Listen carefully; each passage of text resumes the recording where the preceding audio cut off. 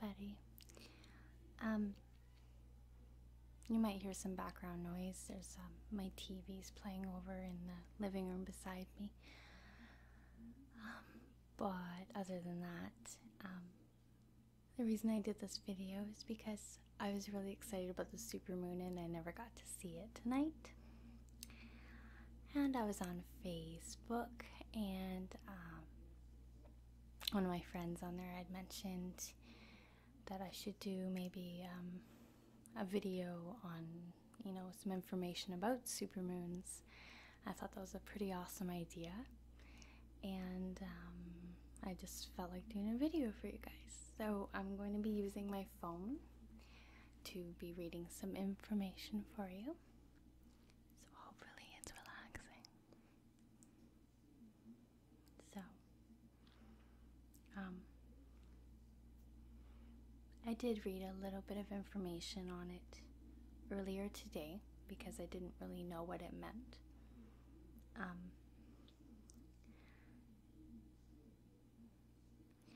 We'll just find some stuff here.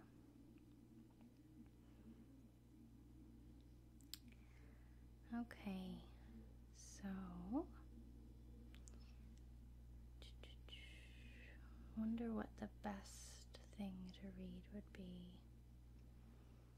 I like looking at actual articles, you know, scientific kind of articles, things like that if I can. Earthsky.org. Let's do that.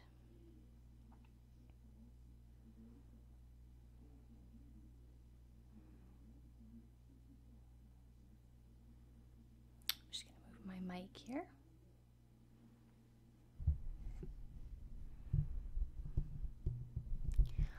Hopefully that's a little bit better. Okay, so what do we have here? So, most supermoon of 2013 on June 22nd, 23rd. Okay, so they have, there's a picture.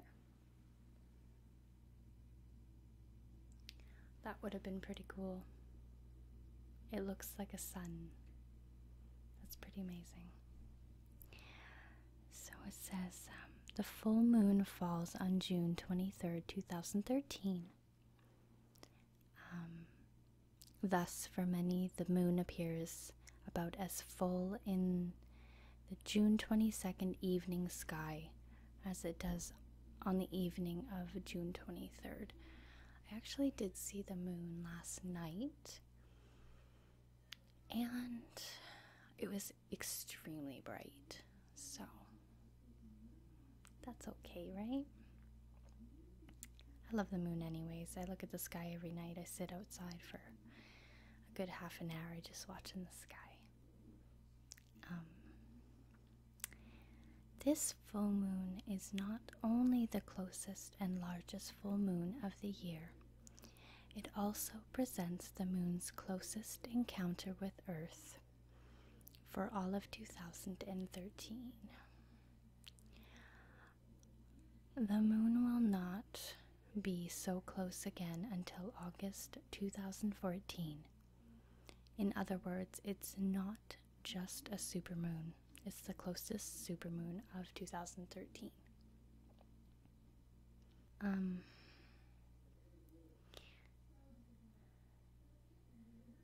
Okay, here we go. We astronomers call this sort of close full moon a perigee. I hope I'm saying that right. A perigee full moon. The word perigee describes the moon's closest point to Earth for a given month. 2 years ago, when the closest and largest full moon fell on March 19th, 2011, many used the term supermoon, which we had never heard before.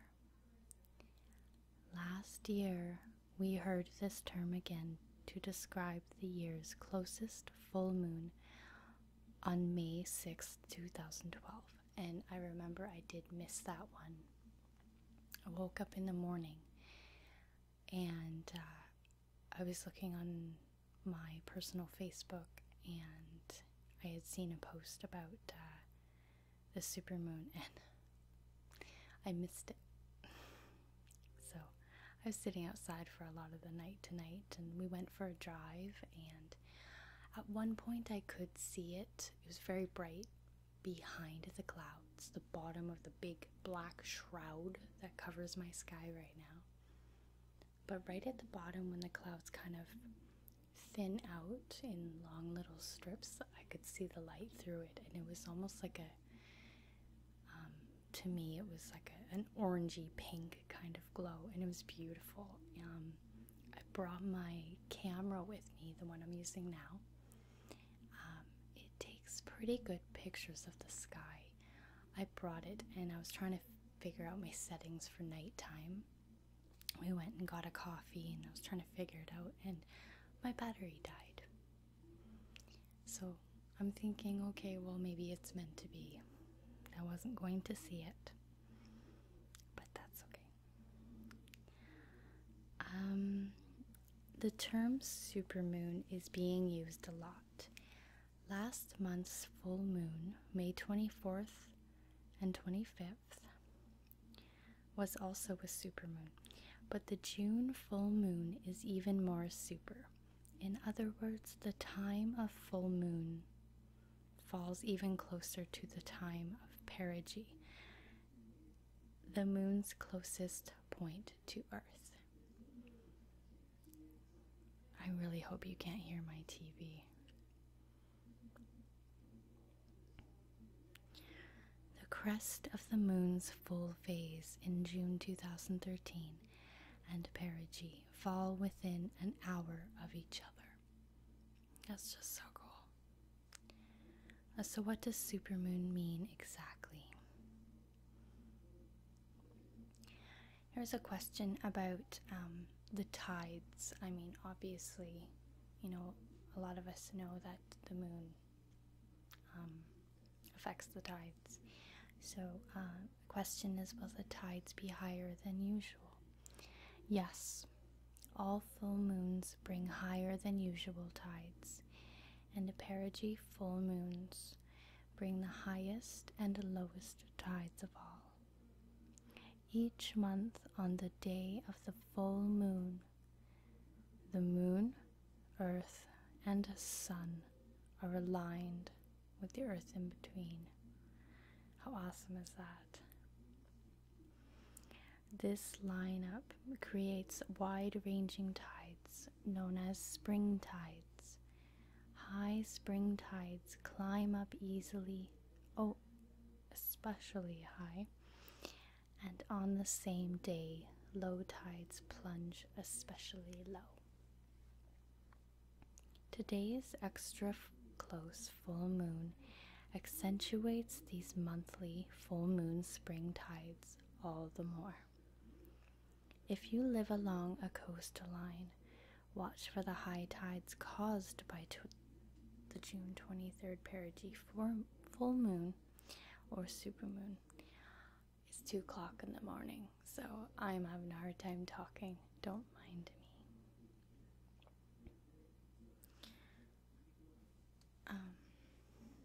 Will the high tides cause flooding? Probably not, unless a strong weather system moves into the coastline where you are.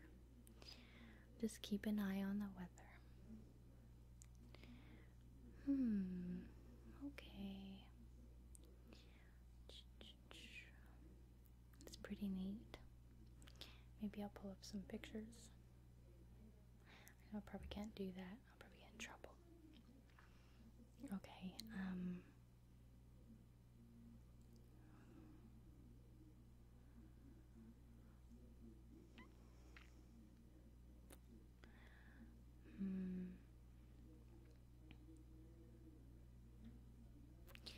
let's see if we can find some supermoon. What are those called? Urban myths. I'm obsessed with urban myths. I love them, I love them.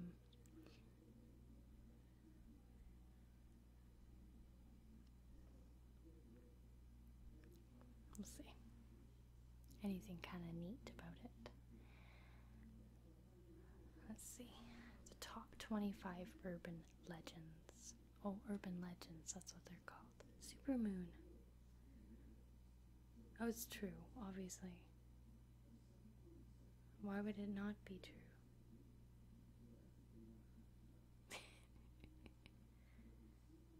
Okay. What I'm going to do now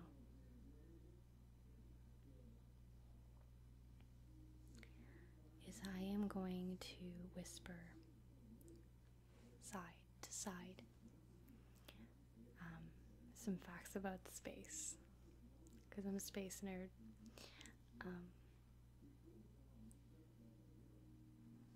For sleep. So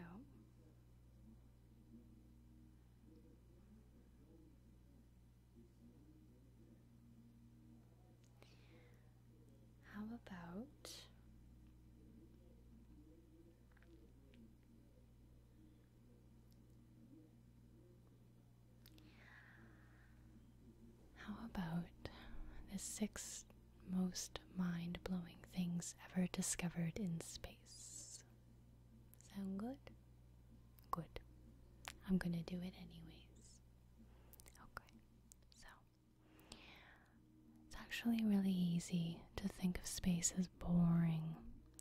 The planets in our own solar system all seem to be empty rocks or balls of gas, and you find a whole lot of nothing before you get to the next star.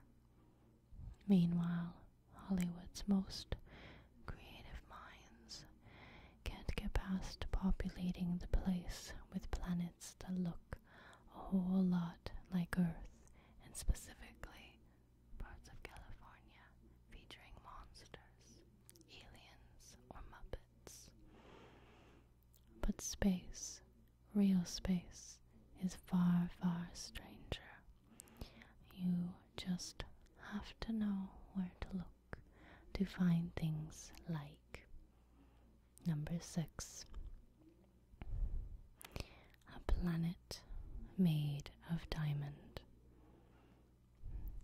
Science fiction writers have this annoying thing they do where they can only think of 5 different types of planets. There's like ice planets like Hoth in The Empire Strikes Back, and the forest planets like Avatar, desert planets, lava planets. But scientists have studied almost 700 real planets outside the solar system, and some of them are downright gaudy. Case point in Planet Fancy isn't having any of that rocky, gassy stuff because it's straight up made of diamond. How is this even possible?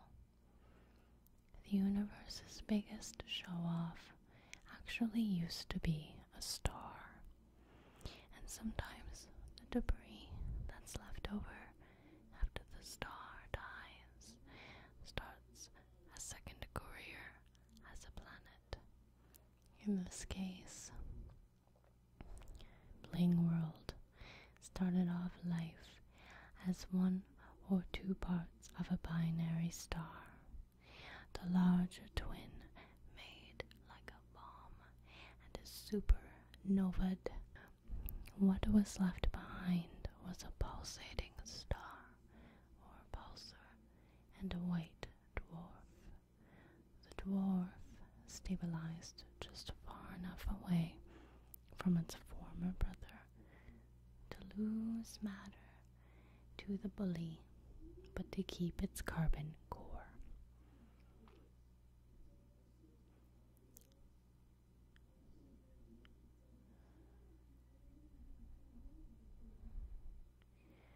Number 5. Gigantic rain cloud. Here's Here's another thing you never see in space movies. Water. The Millennium Falcon doesn't have windshield wipers. The Enterprise's huge display screen doesn't get fogged up because they flew through a space cloud. If you saw that in a sci-fi movie, you'd laugh your ass off. It's a cute blog. I don't know. I didn't realize I was reading a blog. Oh no, it's an actual science. Okay. Come on. Scientists have found a big pool of water just floating out there in the cosmos. This massive reservoir of floating space water vapor is in fact the biggest collection of water in the universe that we know of. That's kind of scary. It's so beautiful.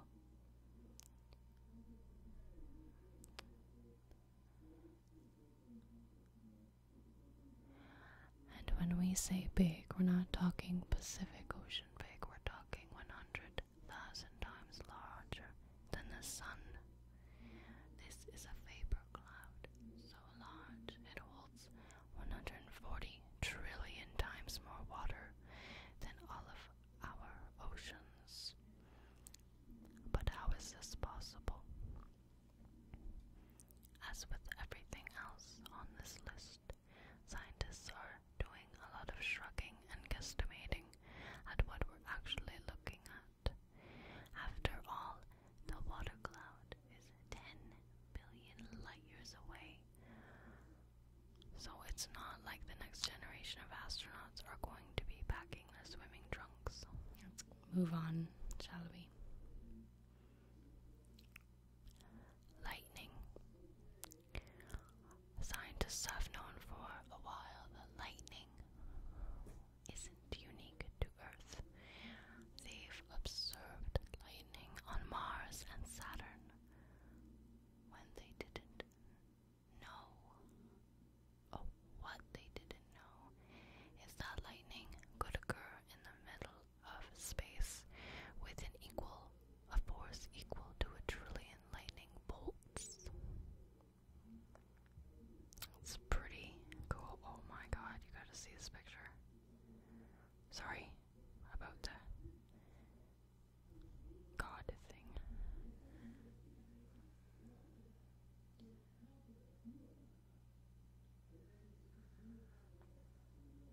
I don't know if that's real, but if that's real, that is